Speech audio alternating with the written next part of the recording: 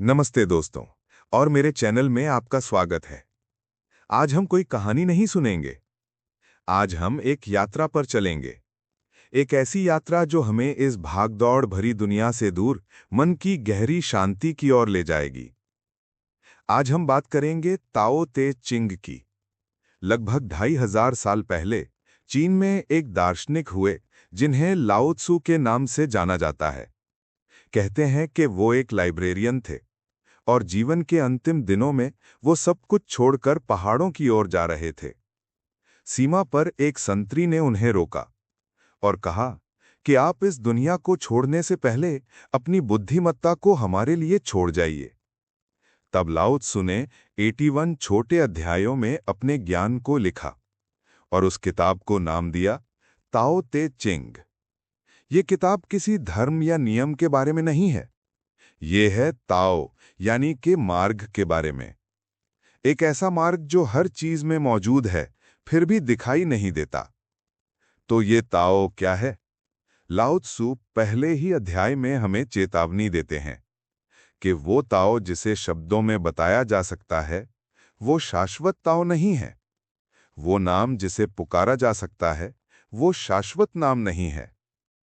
ताओ वो अदृश्य प्राकृतिक शक्ति है जो पूरे ब्रह्मांड को चलाती है। ये वो लय है जिसमें नदियां बहती हैं, तारे घूमते हैं और मौसम बदलते हैं। ये वो स्रोत है जिससे सब कुछ आता है और जिसमें सब कुछ वापस चला जाता है। ये होने और ना होने दोनों से परे है। हम इसे देख नहीं सकते, इसलिए इसे अदृश्य कहते हैं। हम इसे सुन नहीं सकते, इसलिए इसे अश्रव्य कहते हैं। हम इसे छू नहीं सकते, इसलिए इसे अस्पृश्य कहते हैं। ये एक खाली बर्तन की तरह है जिसका उपयोग कभी खत्म नहीं होता। ये इतना गहरा है मानो ये सभी चीजों का पूर्वज हो। ये एक रहस्य है, अंधकार के भीतर अंधकार, सभी रहस्यों का प्रवेश द्वार। ताओ सब कुछ बनाता है लेकिन किसी चीज पर अपना अधिकार नहीं जताता। वो सब कुछ पोषित करता है लेकिन बदले में कुछ नहीं मांगता। वो सभी चीजों का मार्गदर्शन करता है लेकिन उन्हें नियंत्रित करने की कोशिश नहीं करता। वो बस है और इसी होने में सब कुछ हो जाता है। ताओ ते चिंग हमें सिखाती है कि ये दुनिया विरोधाभासों से चलती है, ड्युअलिटी से। जब दुनिया में कुछ चीजें सुंदर मान ली जाती हैं, तभी दूसरी चीजें कुरूप बन जाती हैं। जब दुनिया में कुछ चीजें अच्छी मान ली जाती हैं, तभी दूसरी चीजें बुरी बन जाती हैं। हम हमेशा अच्छा चुनना चाहते हैं और बुरा छोड़ना। हम पाना चाहते हैं और खोना नहीं चाहते। हम सफलता चाहते हैं और विफलता से डरते हैं। लेकिन लाओ त्सु कहते हैं कि ये दोनों एक ही सिक्के के दो पहलू हैं। आप प्रकाश को अंधकार के बिना नहीं जान सकते। आप सफलता का मूल्य विफलता के बिना नहीं समझ सकते। जितना अधिक आप अच्छा होने की कोशिश करते हैं, उतना ही आप बुरे के बारे में जागरूक हो जाते हैं। जितना अधिक आप धन के पीछे भागते हैं, उतना ही आप गरीबी का डर पैदा करते हैं। ऋषि या ज्ञानी व्यक्ति वो है जो इस खेल को समझता है। वो किसी एक पक्ष को नहीं चुनता, वो दोनों को स्वीकार करता है। वो जानता है कि जीवन एक नदी की तरह है जिसमें उतार भी है और चढ़ाव भी। वो बस इस प्रवाह का साक्षी रहता है। वो प्रसिद्धि और गुमनामी को एक समान समझता है क्योंकि वो जानता है कि दोनों ही अस्थायी हैं। वो न तो प्रशंसा से उड़ता है और न ही आलोचना से टूटता है। तो फिर हमें जीवन कैसे जीना चाहिए? लाओ त्सु हमें वू वेई का सिद्धांत सिखाते हैं। वू वेई का अर्थ है बिना प्रयास के कार्य करना या सहज काम। इसका मतलब आलसी होना नहीं है। इसका मतलब है जबरदस्ती न करना, प्रकृति की लय के साथ बहना। जिंदगी एक नदी है। आप या तो प्रवाह के खिलाफ तैरने की कोशिश कर सकते हैं, थक सकते हैं और निराश हो सकते हैं, या आप प्रवाह के साथ बह सकते हैं, अपनी ऊर्जा बचा सकते हैं और जहां नदी आपको ले जाए वहां सहजता से पहुंच सकते हैं। वू वेई प्रवाह के साथ बहना है। ताओ ते चिंग कहती है कि सर्वोत्तम गुण पानी की तरह है। पानी को देखिए। पानी हमेशा सबसे नीचा स्थान खोजता है, वो जगह जहां कोई नहीं रहना चाहता। वो कोमल है, फिर भी वो दुनिया के सबसे कठोर पत्थर को काट सकता है। वो कोई भी आकार ले लेता है। वो सबकी मदद करता है, सबको जीवन देता है और बदले में कुछ नहीं मांगता। वो ज्ञानी व्यक्ति पानी की तरह जीता है। वो जबरदस्ती नहीं करता, वो रास्ता खोज लेता है। वो नियंत्रण करने की कोशिश नहीं करता, वो बस बहता है। ज्ञान की खोज में लाओ त्से कहते हैं कि हर दिन कुछ जोड़ा जाता है। ताओ के अभ्यास में हर दिन कुछ छोड़ा जाता है। हम अपनी जिंदगी योजनाओं, इच्छाओं और नियंत्रण करने की कोशिशों से भर देते हैं। वू वेई का अर्थ है इन चीजों को छोड़ना। ये विश्वास करना कि जब आप जबरदस्ती करना बंद कर देते हैं, तब भी सही काम सही समय पर हो जाता है। जब कुछ भी नहीं किया जाता, तब भी कुछ भी अनकिया नहीं रहता। ये सहज बोध के साथ जीना है। ये सोचना नहीं है, ये बस जानना है। ये सिद्धांत नेतृत्व पर भी लागू होता है। ताओ का मार्ग दिखाने वाला नेता कैसा होता है? लाओ त्सु कहते हैं कि सबसे अच्छा नेता वो है जिसके होने का लोगों को मुश्किल से पता चलता है। उससे कम अच्छा वो है जिसे लोग प्यार करते हैं और उसकी प्रशंसा करते हैं। उससे भी कम अच्छा वो है जिससे लोग डरते हैं। और सबसे बुरा वो है जिसका लोग तिरस्कार करते हैं। ज्ञानी नेता वू वेई का अभ्यास करता है। वो नियंत्रण नहीं करता, वो भरोसा करता है। वो बोलता नहीं, वो मिसाल कायम करता है। वो आगे नहीं बल्कि लोगों के पीछे रहता है। जब काम पूरा हो जाता है तो लोग कहते हैं, ये हमने खुद किया है।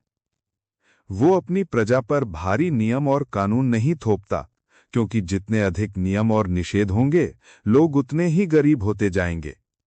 जितनी अधिक चतुराई और ज्ञान होगा, उतनी ही अजीब चीजें होती रहेंगी। सच्चा नेता लोगों को उनकी स्नाभायिक अच्छाई पर भरोसा करने देता है। ये हमें ताओ के एक और गड़े रहस्य की ओर ले जाता है, खालीपन की शक्ति और सादगी का मूल्य। हम हमेशा चीजों के होने या पाने पर ध्यान देते हैं, लेकिन लाओ त्सु कहते हैं कि असली उपयोगिता न होने में है, यानी खालीपन में। 30 तीलियों को एक केंद्र पर मिलाओ, लेकिन ये बीज का खालीपन ही है जो पहिए को उपयोगी बनाता है। मिट्टी को गूंथ कर एक बर्तन बनाओ, लेकिन ये बर्तन का खालीपन ही है जो उसे उपयोगी बनाता है। दीवारों में दरवाजे और खिड़कियां काटो, लेकिन ये उनका खालीपन ही है जो एक कमरे को उपयोगी बनाता है। हमारा मन भी ऐसा ही है, एक ऐसा दिमाग जो विचारों, पूर्वाग्रहों और ज्ञान से भरा हुआ है। वो कुछ भी नया नहीं सीख सकता। केवल एक शांत और खाली मन ही ताओ की सच्चाई को प्रतिबिंबित कर सकता है। इसी खालीपन से पू का सिद्धांत आता है, यानी अनगढ़ मकड़ी, द अनकार्व्ड वुड। ज्ञानी व्यक्ति एक अनगढ़ मकड़ी की तरह सरल और प्राकृतिक रहता है। उसे समाज द्वारा तराशे जाने की या कोई विशेषज्ञ बनने की इच्छा नहीं होती। वो अपनी स्वाभाविक स्थिति में रहता है। जब लकड़ी अनगढ़ होती है तो उसमें कुछ भी बनने की संभावना होती है, लेकिन एक बार जब उसे कुर्सी में तराश दिया जाता है तो वो हमेशा कुर्सी बन जाती है। लाओ त्सु हमें अपनी इच्छाओं को सरल रखने के लिए कहते हैं। 5 रंग आंखों को अंधा बना देते हैं, वो कहते हैं। 5 सुर कानों को बहरा बना देते हैं। जितना अधिक हम बाहरी चीजों के पीछे भागते हैं, उतना ही हम अपने भीतर के ताओ से दूर होते जाते हैं। इसलिए ज्ञानी व्यक्ति अपने दिमाग को खाली रखता है।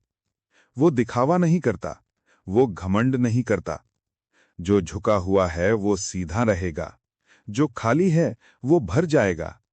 वो किसी से लड़ता नहीं, इसलिए दुनिया में कोई भी उससे लड़ नहीं सकता। और अंत में ताओ ते चिंग हमें कोमलता और विनम्रता की शक्ति सिखाती है। हमारी दुनिया सख्ती और ताकत का सम्मान करती है, लेकिन लाओ त्सु कहते हैं कि असली ताकत कोमलता और लचीलेपन में है। जब इंसान पैदा होता है तो वो कोमल और लचीला होता है। जब वो मर जाता है तो वो कठोर और सख्त हो जाता है। जब पेड़ पौधे जीवित होते हैं तो वो कोमल और रसदार होते हैं।